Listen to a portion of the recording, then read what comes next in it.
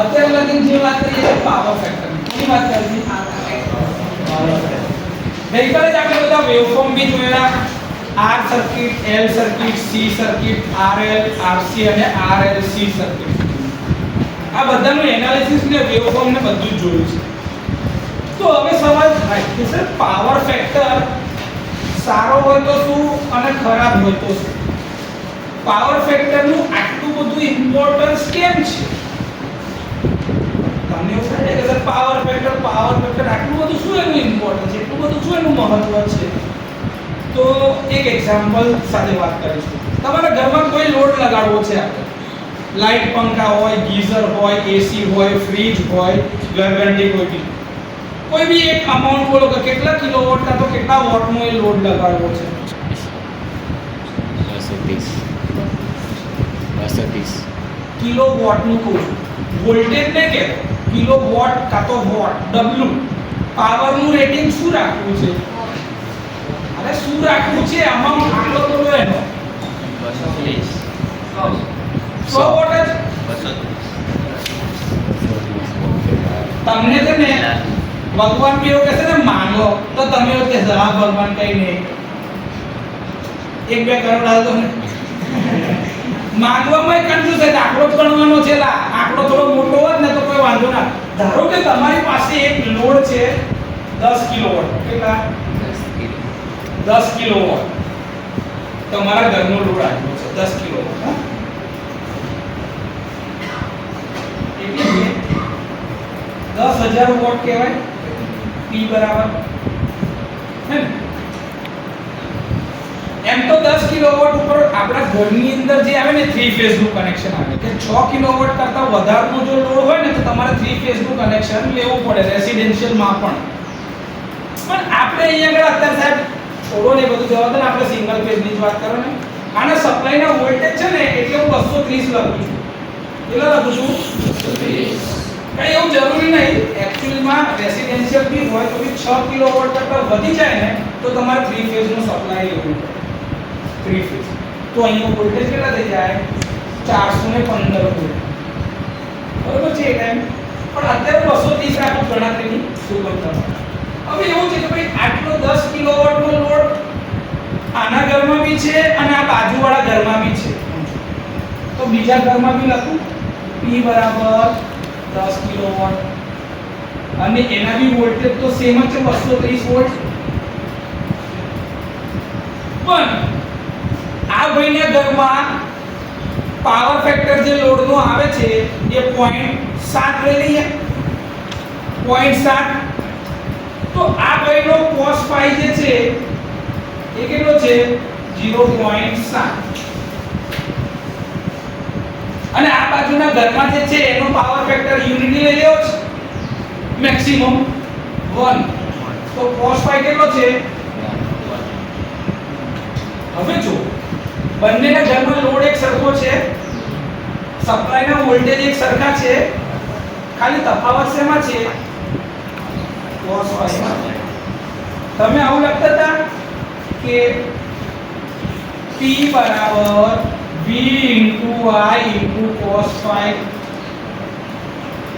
તો I બરાબર શું થાય P / V * cos phi આવું થાય કે ના થાય બંને માટે ચલો પાવર ફિક્સ છે 10000 વોટ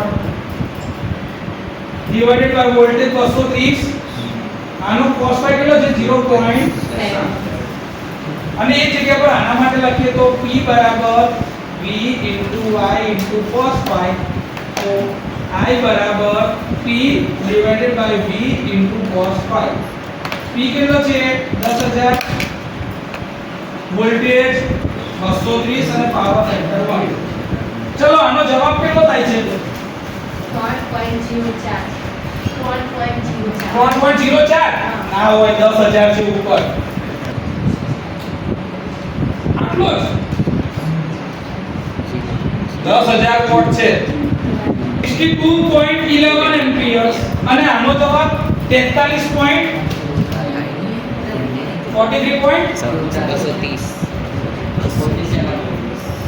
10,000 ભાગ્યા 230 43.47 43.47 એમ્પિયર્સ.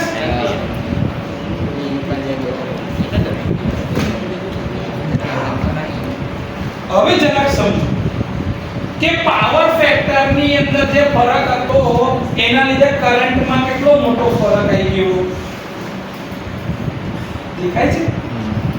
ઓકે, તો પાવર ફેક્ટર ખરાબ હોય તો એનાથી નુકસાન કેટલું જશે એ હવે જોઈએ જરાક.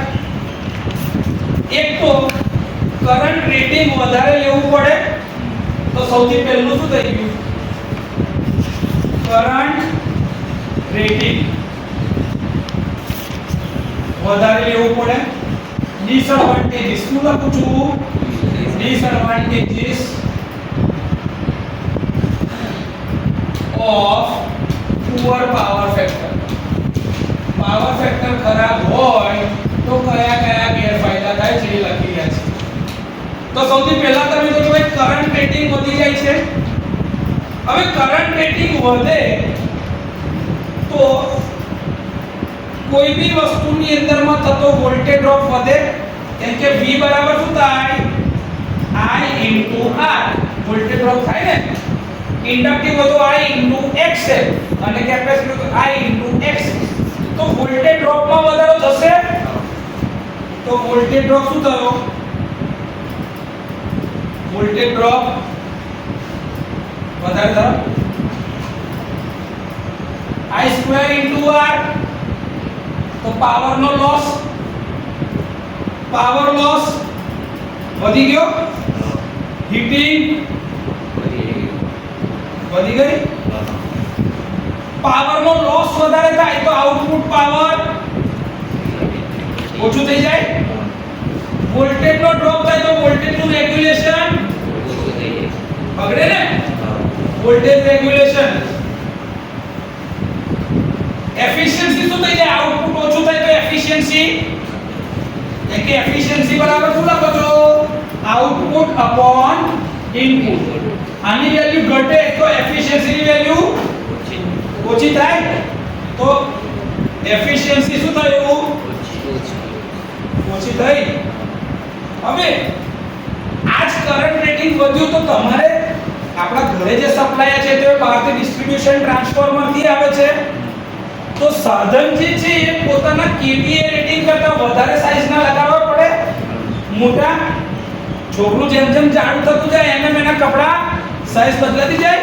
મીડિયમ થી સ્મોલ મીડિયમ થી લાર્જ માં, લાર્જ થી extra large, double XL, triple XL થાય છે કે નહીં. બસ એવું છે. તો ઇક્વિપમેન્ટ નું કરંટ રેટિંગ વધવાના કારણે ઇક્વિપમેન્ટ નું કેવીએ રેટિંગ શું થાય, તો જરૂરિયાત કરતા બી મોટી સાઈઝના કંડક્ટર વાપરવા પડશે. મોટી સાઈઝનું ઇક્વિપમેન્ટ વસાવવું પડશે તો એનો ખર્ચો વધારે. તો પુઅર પાવર ફેક્ટરના લીધે આટલું થાય કે ભાઈ સાઈઝ ઓફ ઇક્વિપમેન્ટ્સ મોટી રાખવી પડશે, એટલે કે એના કેવીએ રેટિંગ ઊંચા કરવા પડશે. એના લીધે શું લાગશે, કોસ્ટ વધશે, કોસ્ટ વધશે.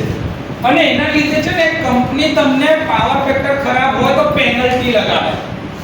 ડિસ્ટ્રીબ્યુશન કંપની તમને પેનલ્ટી લગાડે કે તમે વધારે કરંટ ખેંચો છો તો એની પેનલ્ટી કોને લાગે, કન્ઝ્યુમર. પેનલ્ટી ભરવી પડે.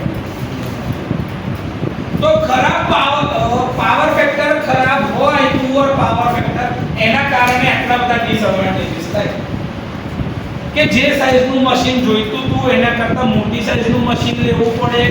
એનું કરંટ રેટિંગ વધી જાય. કરંટ રેટિંગ વધે એટલે વોલ્ટેજ ડ્રોપ વધે. એના લીધે પાવર લોસ, એના લીધે હીટિંગ. આ લોસ વધી ગયા તો આઉટપુટ ઘટી ગયું.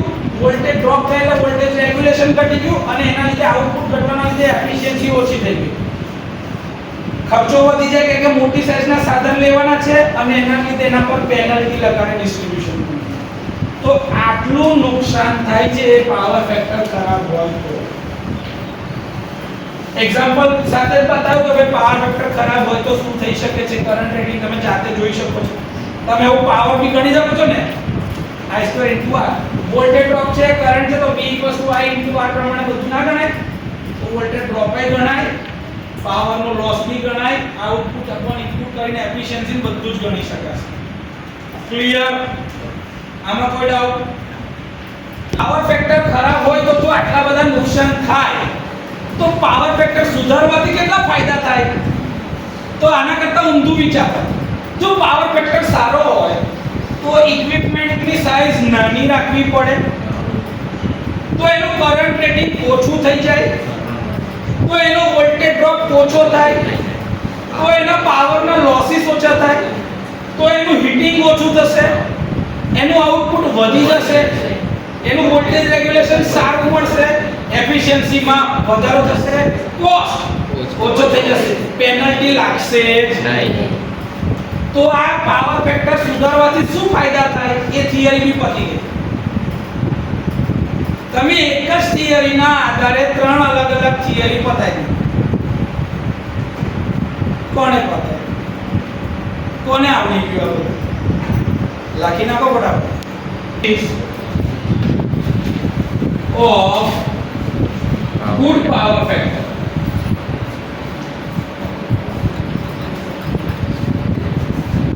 और पावर फैक्टर इंप्रूवमेंट. શું કહેવાય? પાવર ફેક્ટર ઇમ્પ્રુવમેન્ટ થી શું ફાયદા થઈ શકે છે? કેમ કરવાનું? પાવર ફેક્ટર ઇમ્પ્રુવમેન્ટ કેમ કરવાનું એ બી જરૂરી છે ને. તો તમે આગળ જોયું, એક તો ભાઈ કે કેવીએ સાઈઝ ઓછી થઈ જાય, જે બી ઇક્વિપમેન્ટ છે એની સાઈઝ શું થઈ જાય? ઓછી થઈ જાય. Reduce current rating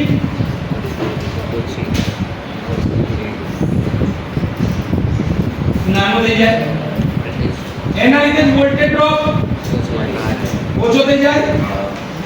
voltage drop શું થઈ જશે? રિડ્યુસ.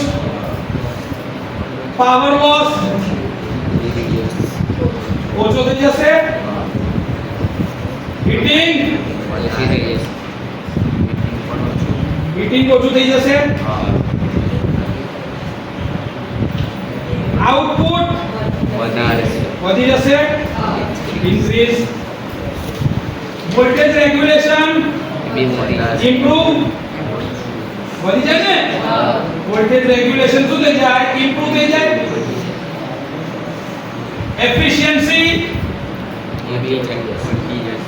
Efficiency improve.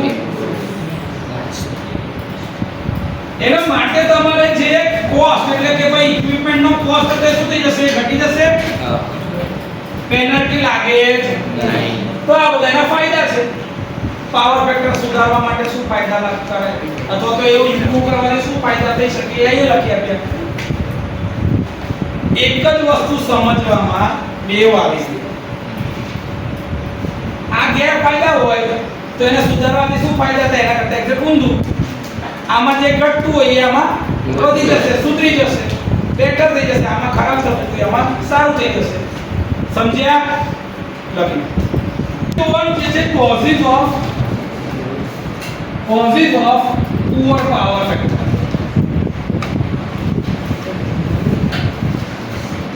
એટલે કે પાવર ફેક્ટર ખરાબ થવા માટેના કારણો કયા? તો પાવર ફેક્ટર ખરાબ થવા માટેનું સૌથી પહેલું કારણ છે લોડની કેરેક્ટરિસ્ટિક. શું છે? લોડની કેરેક્ટરિસ્ટિક. એટલે કે લોડનો નેચર શું છે? આને આવી રીતે કહી શકાય નેચર ઓફ લોડ.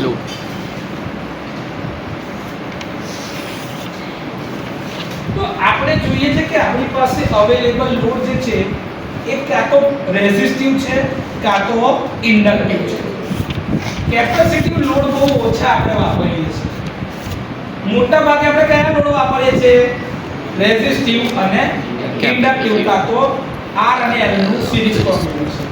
તમે ધારો કે મોટર બી જો ઘરે પાણી ચડાવવા માટે મોટર વાપરો છો. કમ્પ્રેસરની મોટર જે આવે છે રેફ્રિજરેટરમાં, એસીમાં બધામાં એ જ છે. ઘરઘંટીની અંદરમાં બી ઇન્ડક્શન મોટર જ છે સિંગલ ફેઝની. પંખાની અંદર બી સિંગલ ફેઝ ઇન્ડક્શન મોટર જ છે. બધી જગ્યા પર તમે જોશો તો શું આવે છે? વાઇન્ડિંગ. આપણા ઘરે પાવર આવે છે બી ટ્રાન્સફોર્મરથી આવે છે, ડિસ્ટ્રીબ્યુશન ટ્રાન્સફોર્મર. ટ્રાન્સફોર્મરમાં બી શું છે? વાઇન્ડિંગ. વાઇન્ડિંગ જ છે ને. જ્યાં આગળ તમને વાઇન્ડિંગ દેખાય ત્યાં આગળ શું આવે? ઇન્ડક્ટન્સ. શું આવે? XL. વાઇન્ડિંગ જ્યાં આગળ તમને આ બધામાં દેખાય છે આ બધામાં શું આવશે XL ઇન્ડક્ટિવ રિએક્ટર શું આવશે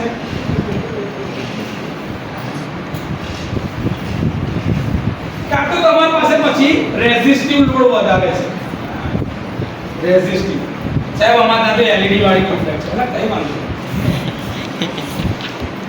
ચોક વાળી બી રાખી શકાય છે ફ્લોરોસન્ટ ટ્યુબલાઇટ CFL હોય હેલોજન હોય આ બધું જ પાવર શું કરશે એમિટ પાવરનો લોસ જ છે એક રીતે તો હવે તમને લાઈટ મળે છે થોડું મળે છે પણ એક્ટિવ પાવર શું કરશે કન્ઝ્યુમ એક્ટિવ પાવર શું કરે છે કન્ઝ્યુમ તો એનો પોતાનો પાવર ફેક્ટર જો રેઝિસ્ટિવ છે તો યુનિટી પાવર ફેક્ટર છે તો પાવર ફેક્ટર ઉપર અસર થવાની નથી પણ સાહેબ જે બી આવે છે આનું ને આનું સિરીઝમાં કોમ્બિનેશન કાં તો એકલું ઇન્ડક્ટિવ હોય કાં તો R અને L બે હોય તો પાવર ફેક્ટર યુનિટી રહેતા આપણે ઇન્ડસ્ટ્રીમાં જોવા જાવ તો લગભગ 80 થી 85% એપ્લિકેશનમાં વપરાતું મશીન જે છે કયું છે 3 ફેઝ ઇન્ડક્શન મોટર શું છે 3 ફેઝ ઇન્ડક્શન મોટર છે એમાં પ્યોરલી ઇન્ડક્ટિવ રિએક્ટન્સ વધારે ને વધારે એટલે એનો પાવર ફેક્ટર ઓછો થાય પાવર ફેક્ટર લગભગ 0.8 થી 0.85 ની આજુબાજુ જે યુનિટી કરતા તો ઓછો છે એટલે પાવરના લોસીસ થાય ને આમાં કેવું છે પાછું મોટરની ઉપર લોડ ઘટાડો તો પાવર ફેક્ટર ઓર ખરાબ થાય આની ઉપર લોડ ધારો કે ઘટાડો ને તો પાવર ફેક્ટર और खराब था એવું સાહેબ હા ભાઈ આની ઉપર લોડ ઓછો રાખીએ ને તો લોડની કેરેક્ટરિસ્ટિક ના આધારે એમાં પાછો પાવર ફેક્ટર और ખરાબ થતો જાય કે ભાઈ ધારો કે તમે આમાં 70% લોડિંગ પર રાખો તો પાવર ફેક્ટર 0.7 ની આજુબાજુ જતો રહે તમે 50% ની આજુબાજુ તો પાવર ફેક્ટર 0.6 0.65 ની આજુબાજુ જતો તો લોડ ઘટે તો પાવર ફેક્ટર શું થશે ઘટશે આ બધા મોટરોમાં આ બધા મશીનમાં જો આમાં ડિટેલમાં એટલે નહીં જતો કેમ કે હજી તમારે 3 ફેઝ ઇન્ડક્શન મોટર ને તે બધું ભણવાનું બાકી છે એ બધું ચોથા સેમેસ્ટરમાં 3 ફેઝ ઇન્ડક્શન મોટર આવશે ને ટ્રાન્સફોર્મર ભણવાનું આવશે ત્રીજા સેમેસ્ટર તમે હજી ડીસી મશીન એસી મશીન કશું ભણ્યા નથી એટલે હમણાં બહુ ડિટેલમાં જવાની મજા એટલે અહીંયા સુધી રાખું તો આજે સમજ પાડો તે સમજો એવું જ બીજું સાધન છે તમારે ત્યાં સૌથી વધારે વપરાય છે કયું છે ટ્રાન્સફોર્મર આ ટ્રાન્સફોર્મર એટલે સ્ટેટિક ડિવાઇસ પણ એવી ઇલેક્ટ્રોમેગ્નેટિક ઇન્ડક્શનના સિદ્ધાંત પર જ કામ કરશે તો એવી પાવર ફેક્ટર એમાં બી હશે યુનિટી નહીં હોય યુનિટીની નજીક પણ જ્યારે ઇન્ડક્ટન્સ આવ્યું તો પાવર ફેક્ટર આવ્યો તો 0.8 0.9 0.95 લગીનો પાવર ફેક્ટર બી હોઈ શકે 0.95 લેગિંગ એટલા માટે કે ઇન્ડક્ટિવ છે તો પાવર ફેક્ટર તમારા ખરાબ જ રહેવાનો એમાં બી પાછું લોડિંગ ઘટાડો તો ટ્રાન્સફોર્મર બી સેમ સિદ્ધાંત ઉપર કામ કરશે એટલે એનો બી પાવર ફેક્ટર ડાઉન જશે એક્ચ્યુઅલી માં 3 ફેઝ ઇન્ડક્શન મોટર ને એવું કહેવાય રોટેટિંગ ટ્રાન્સફોર્મર આને શું કહેવાય રોટેટિંગ ટ્રાન્સફોર્મર તમે બંધ કર રાખો છો દાબી રાખો છો બાકી આમાં 3 ફેઝ નું રોટેટિંગ મેગ્નેટિક ફીલ્ડ જ હોય છે 3 ફેઝ નો સપ્લાય આવો ને એટલે આમાં કેવું છે કે એનો working principle same to same છે કોઈ અલગ નથી આ રોટેટિંગ છે એટલે કે આની વાઇન્ડિંગ જે સેકન્ડરી છે ને એને રોટર પર મૂકેલ છે ને રોટરને હું ગોળ ફેરવું છું એટલા માટે ત્યાં રોટેટિંગ મેગ્નેટિક ફીલ્ડ મળે છે અને આ મોટર રોટેટ થાય છે સેકન્ડરી પાર્ટ જે કહેવાય આનું સેકન્ડરી વાઇન્ડિંગ ફિક્સ છે આનું રોટરી છે હવે આ બધાની અંદરમાં જેમ જેમ તમે લોડ ઓછો કરતા જાઓ એમ લોડનો પાવર ફેક્ટર ઓછો ખરાબ એ જગ્યા પર તમે ફ્લોરોસન્ટ લેમ્પ વાપરો તો એની અંદર બી પાવર ફેક્ટર ઓછો મળે છે 0.7 0.8 ની આજુબાજુ નિયોન લેમ્પ તમે વાપરો આર્ક લેમ્પ વાપરો વેલ્ડિંગ મશીન વાપરો છો ઘરમાં હીટર છે ગીઝર છે એવું વાપરો છો એ બધાની અંદરમાં પાવર ફેક્ટર તમારા ઓછા થાય કમ્પ્રેસરની અંદર બી જે મોટરો ચાલે છે પાણીની જે તમારી મોટર છે આ બધાની અંદરમાં પાવર ફેક્ટર ઇમ્પ્રૂવ કરવાની જરૂર પડે. પાણીની મોટરમાં તો વાંધો નહીં આવતો કે capacitor start capacitor run motor હોય તો અંદર કેપેસિટર લાગેલું છે, તો આ ઇન્ડક્ટિવ રિએક્ટન્સની વેલ્યુને નલિફાઈ કરવા અથવા તો બચાવવા માટે તમારી પાસે બીજું સાધન છે કેપેસિટર. તો પાવર ફેક્ટર સુધારવા માટે તમારે જે વસ્તુ વાપરવી પડશે એ શું હશે? કેપેસિટર. કે એની અંદરમાં લીડિંગ કેવીએ આવવાનું છે. આમાં કેવા મળે છે? લેગિંગમાં. પેલામાં શું મળશે? લીડિંગમાં. તો લેગિંગ એટલે ખરાબ કરતું હશે, લીડિંગ એને ઇમ્પ્રૂવ કરતું, સુધારતું હશે. તો લોડ કયા પ્રકારનો એને આપવામાં આવે છે એના આધારે નક્કી થશે કે પાવર ફેક્ટર સારો મળશે કે ખરાબ મળશે. અને જનરલી એ લેગિંગમાં જ હશે. કેવો હશે? લેગિંગમાં, કેમ કે લોડનો નેચર આ છે, ઇન્ડક્ટિવ અને રેઝિસ્ટન્સનું કોમ્બિનેશન, એટલે પાવર ફેક્ટર કેવો હશે? લેગિંગમાં. સમજ પડી અહીં સુધી? હવે લોડનું કેરેક્ટરિસ્ટિક પછી લોડ કયા ટાઈમ દરમિયાન અવેલેબલ થાય છે? તો લાઇટ લોડ કન્ડિશન એટલે કે loading condition through out a day એને લોડ કર્વ બી કહેવાય. લોડિંગ કન્ડિશન અથવા તો લોડ કર્વ તમે જે કહેતા હોય એવું કહી શકો. તો જ્યારે દિવસ દરમિયાનની અંદરમાં ઇન્ડસ્ટ્રી ભલે બધી ચાલતી, રાત્રે શું હશે? ખાલી રેસિડેન્શિયલ લોડ. તો ઇન્ડસ્ટ્રીઝ જો બંધ હોય તો એનો લોડ ઓછો થઈ જાય. હવે ઓછો થઈ જાય કાં તો ઓફ પીક ટાઈમ હોય, સવારમાં જાગે તમને 6 થી 9 વાગ્યા લગીમાં લાઇટ ને આંતે પંખા બધાને જરૂર પડે, પણ એકવાર સૂરજનું અજવાળું જાય તમને લાઇટિંગ લોડની એટલી બધી જરૂર છે, લાઇટો ચાલુ કરવી પડશે, પંખા ચાલુ કરવા પડે બી, પણ શિયાળો હોય તો પંખા બી નહીં. પણ એ ટાઈમ દરમિયાન તમારે જો સોલર લગાડેલું છે તો સોલર મેક્સિમમ 25 ડિગ્રીની આજુબાજુ સૌથી વધારે એફિશિયન્સી પર કામ કરતું હોય, તો એનું આઉટપુટ વધે ને તો તમારા ટર્મિનલના વોલ્ટેજમાં વધારો થશે. હવે આવા જેમ જેમ વોલ્ટેજ વધતા જાય લોડની કેરેક્ટરિસ્ટિક પ્રમાણે જો વોલ્ટેજ વધે તો રિએક્ટિવ પાવરમાં વધારો થાય. વોલ્ટેજના લીધે રિએક્ટિવ પાવરમાં વધારો થાય, એના લીધે પાવર ફેક્ટર ખરાબ થાય. તો લોડનો જે કર્વ છે અથવા તો એની જે કન્ડિશન અથવા તો એનો જે ઓપરેટિંગ ડ્યુરેશન છે એમાં જો એ ઓછું હોય અથવા તો ઓછો કરંટ લે છે તો આ તકલીફ થાય છે, તો પાવર ફેક્ટર ઓર ખરાબ થાય છે. આ સમજવા જેવી વાત છે. તમારી ચોપડીમાં સોલરનું ક્યાંય આવું ઉદાહરણ નથી, પણ આપણે રિયલ લાઈફમાં જોઈ જ રહ્યા છીએ, એટલે એ ઉદાહરણ તમને આપ્યું, સમજાયું. તો લોડની કન્ડિશન ને લોડની કેરેક્ટરિસ્ટિક. પછી આગળ સર આપણે મોટા ભાગે ઇન્ડક્ટિવ લોડ લગાડીએ છીએ અને એનું ઓપરેશન બી એટલું જ જરૂરી છે, તો એના લીધે સાહેબ વધારે ને વધારે કરંટ ખેંચાશે તો એની ઓવરલોડિંગ કન્ડિશનમાં જશે. ઓકે ના? તો ઇક્વિપમેન્ટ ઓવરલોડિંગ થાય. શું થાય? Equipment overloading. હવે ઇક્વિપમેન્ટ જો ઓવરલોડિંગ થાય એનો મતલબ શું થાય? પાવર તો ફિક્સ જ છે, પાવર બદલાવાનો જ નથી. તો જો કરંટ વધી જાય તો સપ્લાયના વોલ્ટેજ બી ફિક્સ છે, તો બીજી વસ્તુ રહી ગઈ cos phi. જો કરંટ વધારે ખેંચવાની કોશિશ કરે, પાવર અચળ છે, વોલ્ટેજ અચળ છે, તો બદલાશે શું? cos phi શું થાય?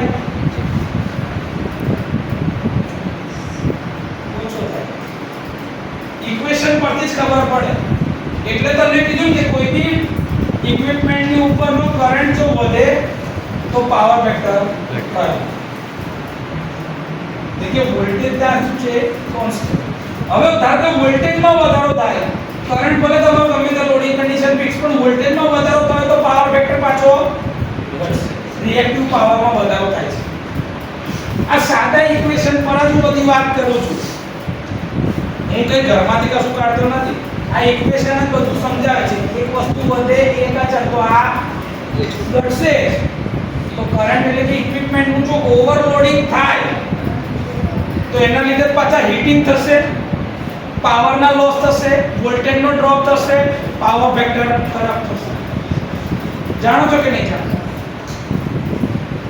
હવે એક છેલ્લી વસ્તુ ઇમ્પોર્ટન્ટ જે છે મેન્ટેનન્સ સાથે. Induction મોટરનું maintenance.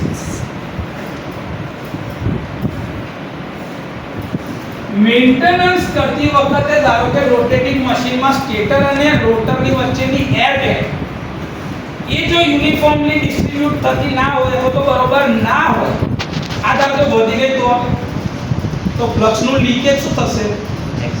વધી જશે. લિંકેજ ઓછું થઈ જશે તો આઉટપુટ ઘટી જશે, એફિશિયન્સી ઓછી, લોસીસ વધી ગયા, રેગ્યુલેશન ખરાબ. તો મેન્ટેનન્સ કરતી વખતે આ બી જાળવવાનું છે. તો પાવર ફેક્ટર સાચવવા માટે આટલી વસ્તુઓનું ધ્યાન રાખી શકાય. પણ મેઇન વસ્તુ જે છે લોડની કેરેક્ટરિસ્ટિક કે જેમાં એ ઇન્ડક્ટિવ પ્રકારના લીધે પાવર ફેક્ટર ખરાબ કરે છે. એક્ઝામ્પલ સાથે બી હમણાં બતાવું છું. એક્ઝામ્પલ સાથે એ ગણીએ બી ખરા, આપણે જોઈએ બી ખરા કે પાવર ફેક્ટર ખરાબ કેવી રીતે થાય. તમને વેક્ટર ડાયાગ્રામ દોરતા આવડે છે. હમણાં જ શીખવાડું છું કે પાવર ફેક્ટર કેવી રીતે ખરાબ થાય છે અને એને સુધારવા માટે શું કરી શકાય. આમાં કોઈ ડાઉટ હોય તો બોલો. આ કારણોમાં કોઈ ડાઉટ કરો? કોઈ ડાઉટ? આમાં તમને છે ને થિયરીમાં એવું કીધું કે ભાઈ આર્ક લેમ્પ ચાલતો હોય તેનો પાવર ફેક્ટર 0.3 થી 0.6 0.7 થી 0.8 0.6 થી 0.9 એવો હોઈ શકે છે બધા લેગિંગમાં. દરેક અલગ લોડની કેરેક્ટરિસ્ટિક પ્રમાણે અલગ પાવર ફેક્ટર પણ બધો લેગિંગ, જેને આપણે શું કરવાનું છે? ઇમ્પ્રૂવ. ક્લિયર? કોઈ ડાઉટ? લખી ઇમ્પ્રુવમેન્ટ. હવે શું કરવાનું છે? Power factor improvement.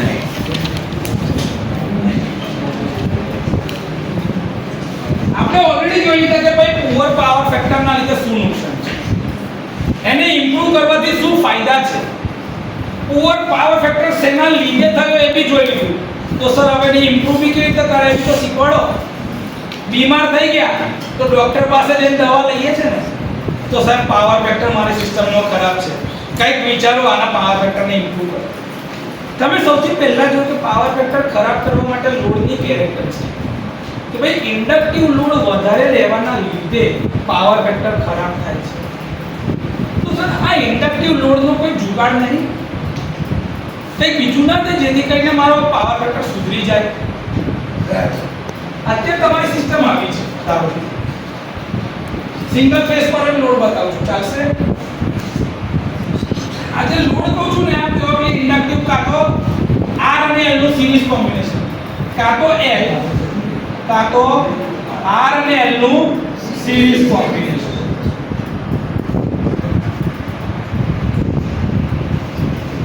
લગભગ 99.99% આ જ હોય, પ્યોર ઇન્ડક્ટર હોતા જ.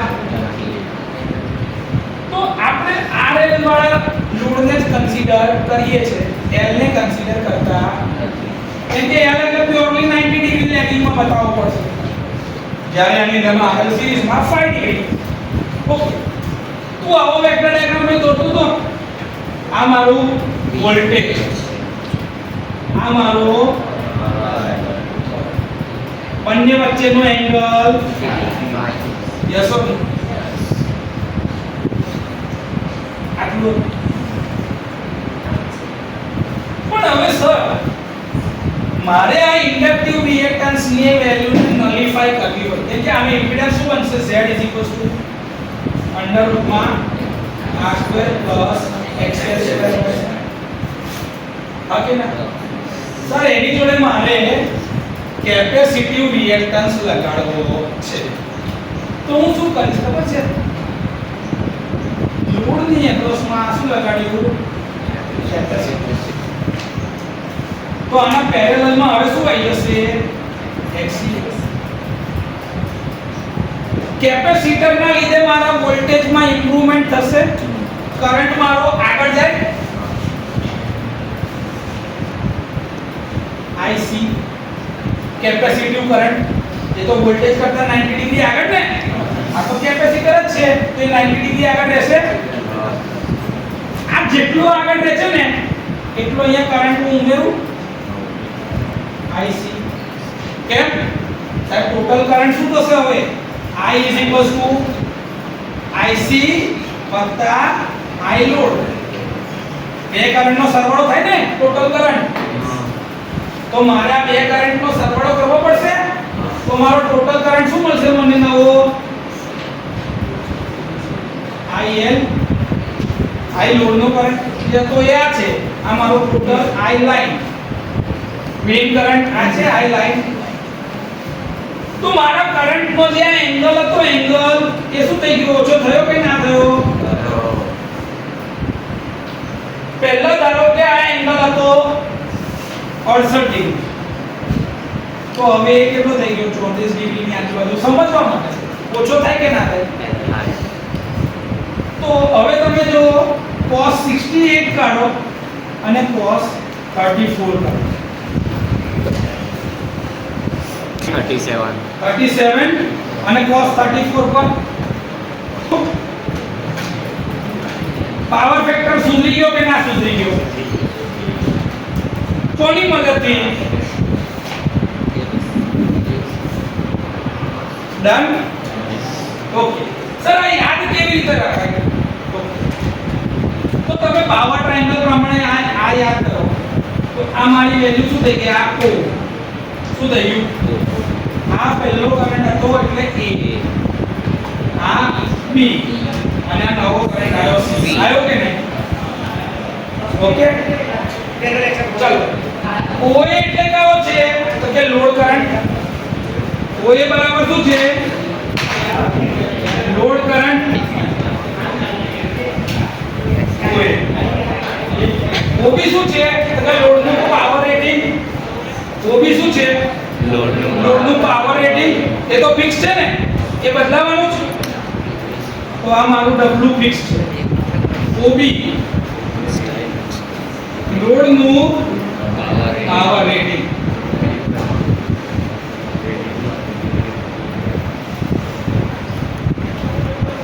દરેક કેસમાં તમે જો પહેલા જ્યારે આટલો કરંટ લેતો તો બી પાવર રેટિંગ ફિક્સ કેપેસિટર પેરેલલમાં લગાડ્યો તો સિસ્ટમ નો પાવર રેટિંગ તો ફિક્સ જ છે તો પહેલાની કન્ડિશનમાં બી પાવર ફિક્સ બીજાની કન્ડિશનમાં બી પાવર તો ફિક્સ જ છે તો મારાથી એવું કહી શકાય કે P1 બરાબર P2 બરાબર P કેપેસિટર ના લગાડ્યું હોય તો બી પાવર P છે કેપેસિટર લગાડ્યું પછી બી પાવર એનો છે બદલાતો હા કે ના તો પાવર નું રેટિંગ બદલાતું ક્લિયર હવે આ AC બરાબર શું છે AC બરાબર તો કે ભાઈ કેપેસિટર નો કરંટ છે કે નહીં તો હવે સિસ્ટમ માંથી કેટલો કરંટ જાય છે તો કે ભાઈ BC જેટલો કરંટ જાય છે ઇમ્પ્રૂવ થયેલો કરંટ કે હવે આટલો જ રહે છે ને ભાઈ તમારો લાઈન નો કરંટ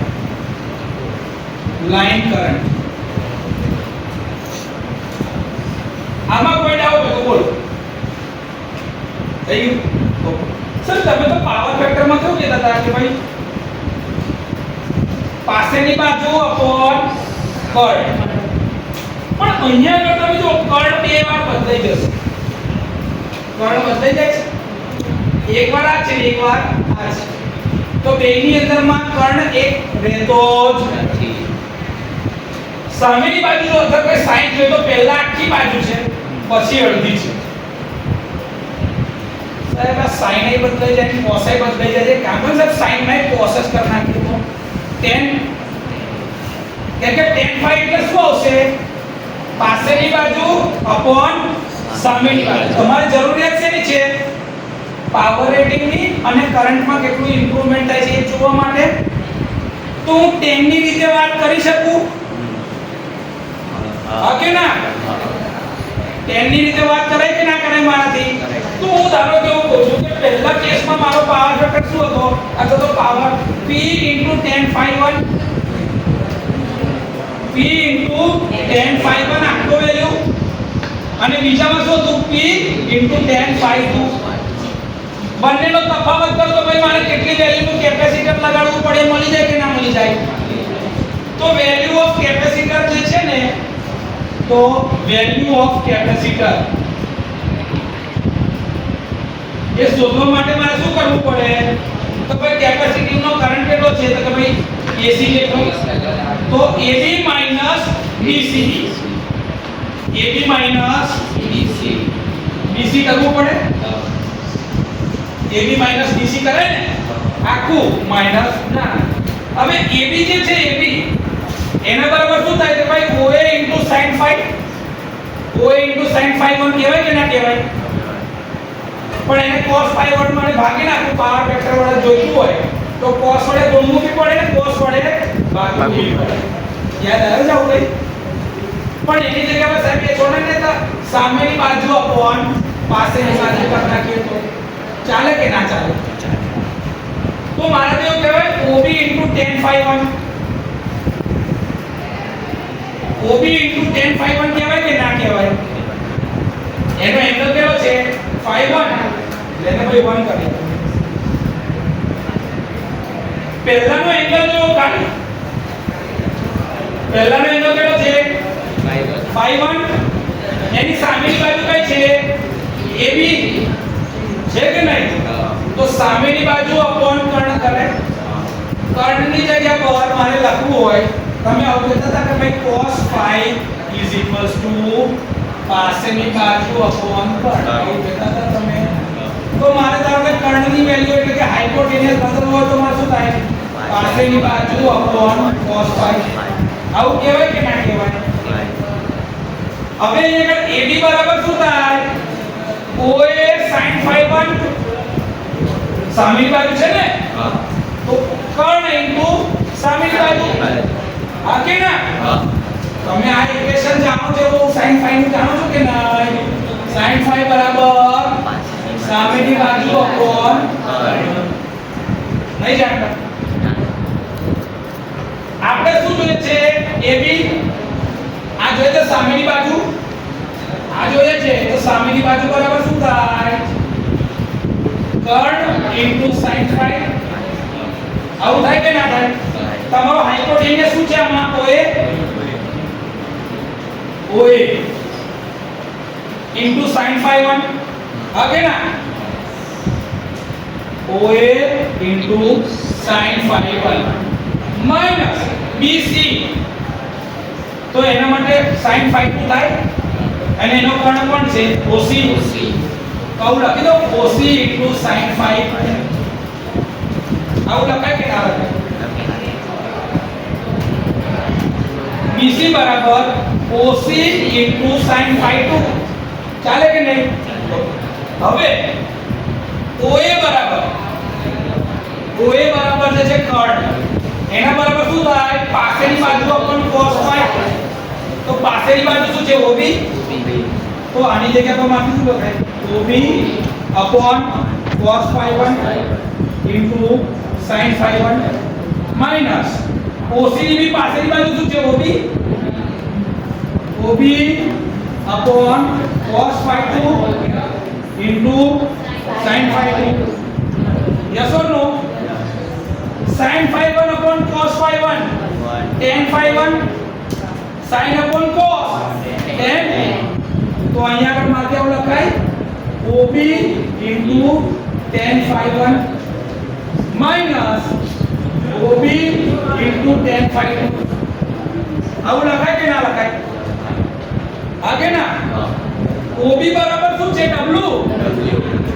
W એટલે કે P1 અથવા તો P2 બરાબર P તો ડાયરેક્ટ P લખી દઉં તો આના બરાબર આવું કહેવાય P into tan phi 1 minus P into tan phi 2 તમે P1 અને P2 અલગ અલગ લખવા તો લખી શકો છો પણ P1 બરાબર P2 બરાબર શું છે P તો P કોમન કાઢો તો કેટલી વેલ્યુનું કેપેસિટર જોઈશે એટલે કે tan phi 1 minus tan phi 2 power factor improvement માટે જો કેપેસિટર લગાડો તો તમારે પાવર આવી રીતે ગણાશે ધીસ ઇઝ મેથમેટિક્સ આ ગણિત લખી દો સિંગલ ફેઝ માં જોયું ને કે કેપેસિટર લગાડ્યું આવું 3 ફેઝ માં હોય તો સર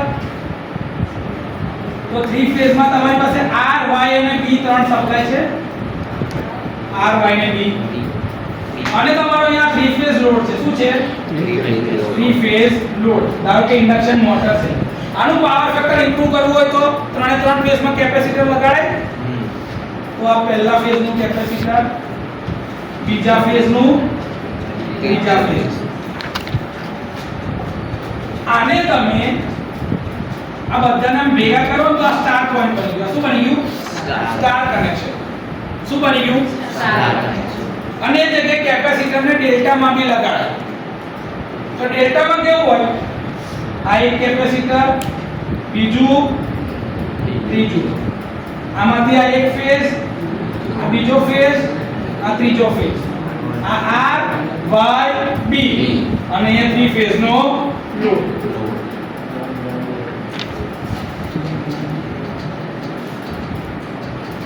તો થ્રી ફેઝ માં બે પ્રકારે કનેક્શન થઈ શકે, કાં તો સ્ટાર માં કાં તો ડેલ્ટા. સ્ટાર ની અંદર માં એક કોમન ન્યુટ્રલ પોઈન્ટ બને, ડેલ્ટા માં લૂપ બને. એમાં ન્યુટ્રલ પોઈન્ટ બને તો છે આમાં કોઈ ન્યુટ્રલ? તમે જ્યારે આગળ ભણશો ને તો તમને એ બી ખબર પડે કે આ સ્ટાર ને ધારો કે ડેલ્ટા બનાવવો કાં તો ડેલ્ટા ને સ્ટાર બનાવો તો બને. જો આ ડેલ્ટા છે ને આને સ્ટાર બનાવો તો